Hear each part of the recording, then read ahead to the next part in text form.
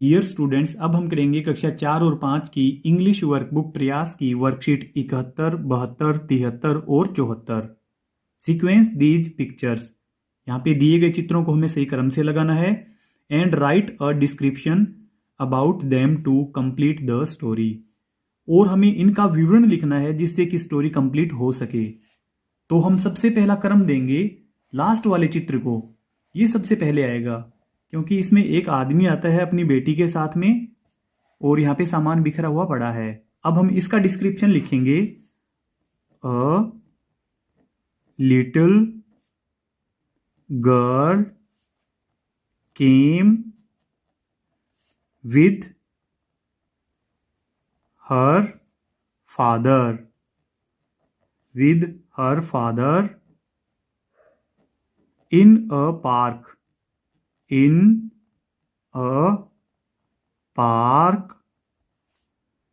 to swing।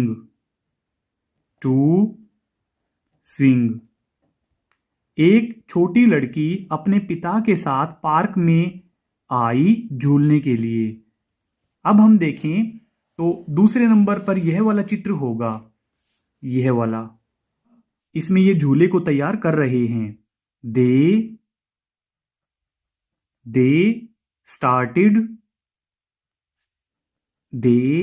Started to make the swing. उन्होंने झूला बनाना शुरू किया। अब तीसरा चित्र हमारा यह वाला है, इस कहानी से संबंधित। इस पे हम 3 नंबर डालेंगे और यहां पे इसका डिस्क्रिप्शन लिखेंगे। They made the swing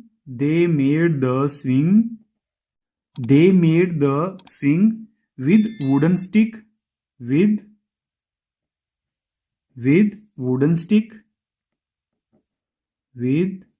wooden stick and rope होता है रस्सी, वुडन स्टिक यानी कि लकड़ी। उन्होंने लकड़ी और रस्सी की सहायता से झूला बनाया। और इसका लास्ट वाला क्रमांक होगा यह वाला चित्र। अब झूला तैयार है, ये लड़की बैठी हुई है और ये झूल रही है। द गर्ल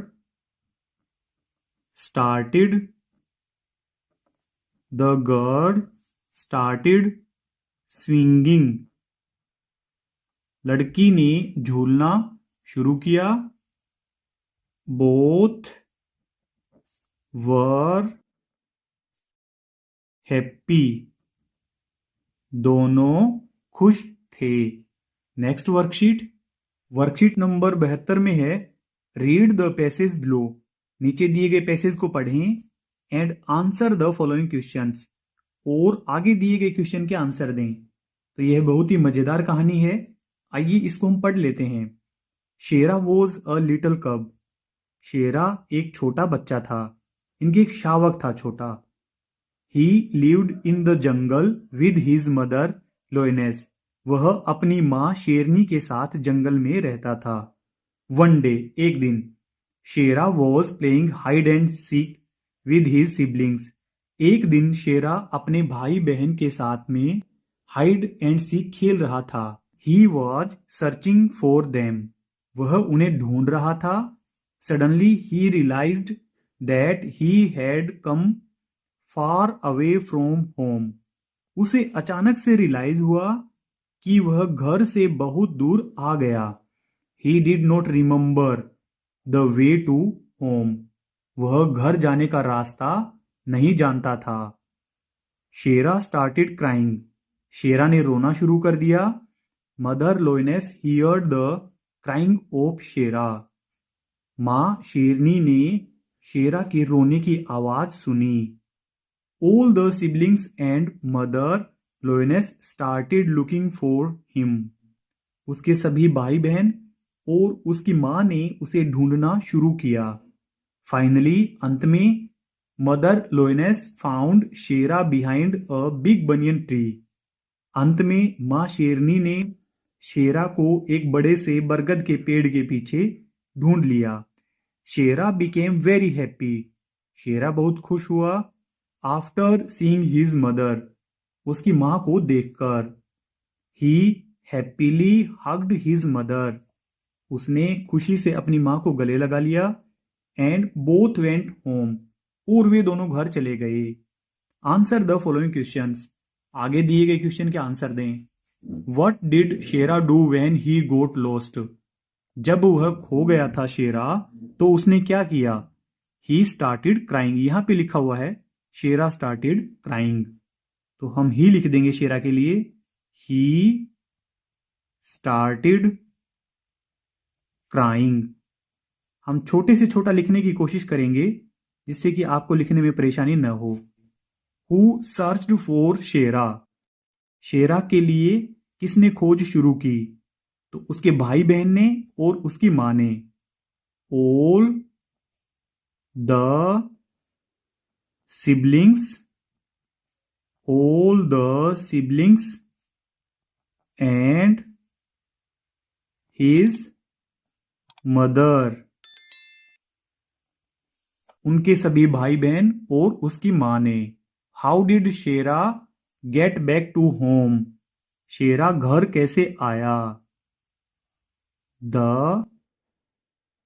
मदर, लोइनेस, मां शेरनी ने ढूंढा। Found Shera behind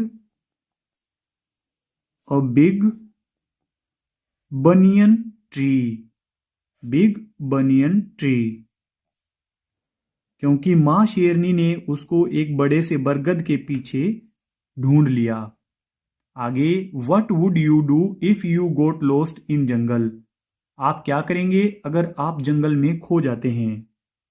I would try to call my nearest relative,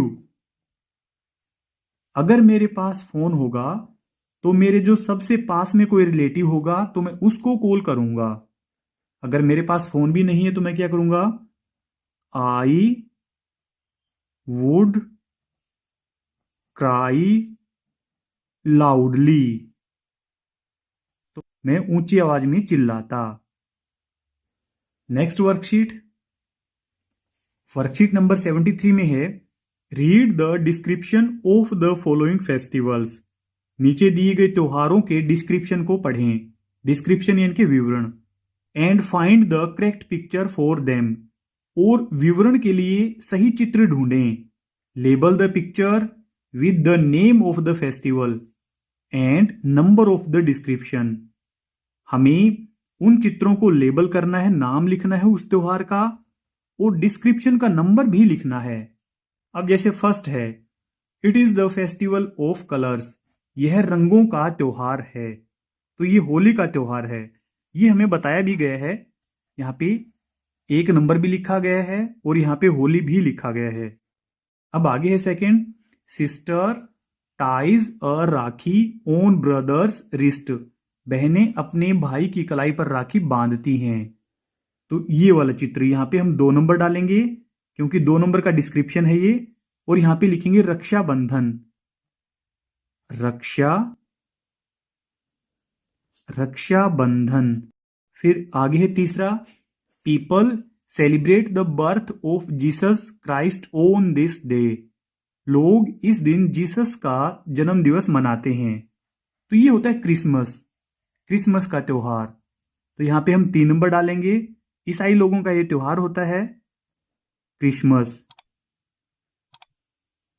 फिर आगे है चौथा, it is the festival of lights, यह रंगों का त्योहार है। It symbolises the victory of good over evil, यह बुराई पर अच्छाई की जीत का प्रतीक है। तो 4 नंबर हम यहां पे डालेंगे, और ये दिवाली का त्योहार है, दिवाली। फिर 5वां, it is also called the festival of breaking fast, यह व्रत खोलने का या रोजा खोलने का त्योहार भी कहलाता है। It marks the end of Ramadan. यह रामादन महीने के अंत का प्रतीक है। तो ये पांचवें का जो आंसर है ये होगा ईद। ईद का त्योहार। यहाँ पे 5 नंबर डालेंगे और लिखेंगे ईद। आगे 6 है, it is the festival of the new harvest. यह नई फसलें आने का त्योहार है।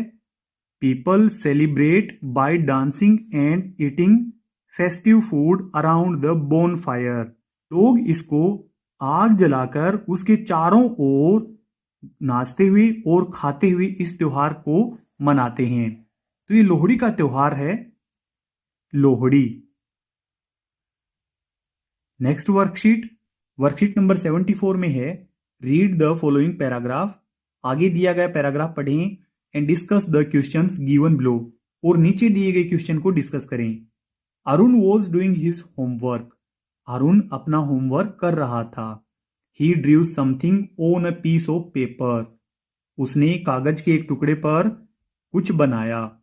But didn't like it. परंतु इसको पसंद नहीं किया। He tore the paper from the notebook. उसने नोटबुक में से कागज फाड़ा and threw it into the room, और इसको रूम में डाल दिया।